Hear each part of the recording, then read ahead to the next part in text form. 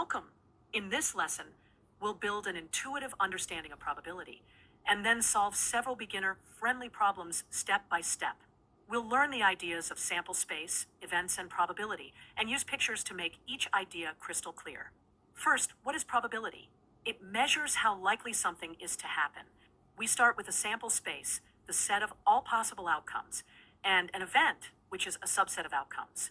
For equally likely outcomes, probability equals favorable outcomes divided by total outcomes. Let's see it visually.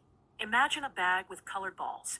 We'll draw a simple diagram: 3 red, 2 blue, and 5 green. We'll compute the probability of drawing a red ball and the probability of not green using the complement idea. First, the probability of red equals 3 out of 10, since there are 3 red balls and 10 total. Then, the probability of not green equals 1 minus the probability of green. Probability of green is 5 out of 10, so not green is 1 minus 5/10, which is 1/2. Here are 4 essential rules for beginners. 1. Probabilities are between 0 and 1. 2. The probability of the whole sample space is 1. 3. The probability of not A equals 1 minus the probability of A. 4. Addition rule. Probability of A or B equals P of A plus P of B minus P of A and B. If A and B are mutually exclusive, the overlap term is 0. Solve problem 1.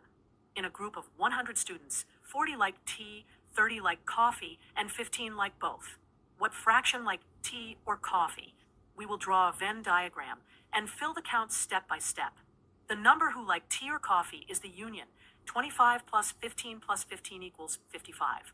As a probability out of 100, that's 0.55. Solve problem 2. Roll 2 fair 6-sided dice. What is the probability the sum is at least 10? We'll use a 6 by 6 grid of outcomes. Row is die 1, column is die 2, and highlight the favorable pairs. There are 6 favorable outcomes out of 36 equally likely outcomes. So the probability is 6 over 36, which simplifies to 1/6, or about 0.167. Solve problem 3. From our bag of 10 balls, draw 2 balls without replacement.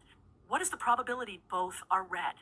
We'll rebuild a small bag diagram and visualize the 2 picks. For the first draw, probability of red is 3 out of 10. Without replacement, 1 red is gone and 1 total is gone. So for the second draw, probability of red is 2 out of 9.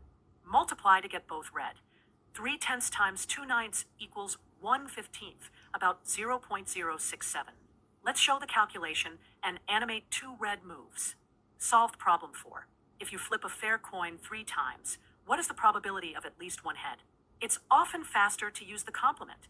1 minus the probability of 0 heads, which is all tails. All tails happens with probability 1/2 cubed. That is 1/8. So, at least 1 head equals 1 minus 1/8, which is 7/8, or 0.875. Let's visualize 3 coins and the quick computation. A quick note on independence and dependence. Independent events do not influence each other, like separate coin flips. Dependent events change each other's probabilities, like drawing without replacement from a bag. When independent, the probability of A and B equals P of A times P of B. When dependent, update the second probability based on the first outcome. To wrap up, remember this checklist: define the sample space and the event clearly. Decide if outcomes are equally likely or if you must use frequencies.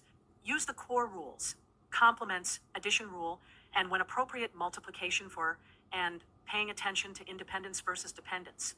Practice with pictures like bags, grids, and Venn diagrams to build intuition.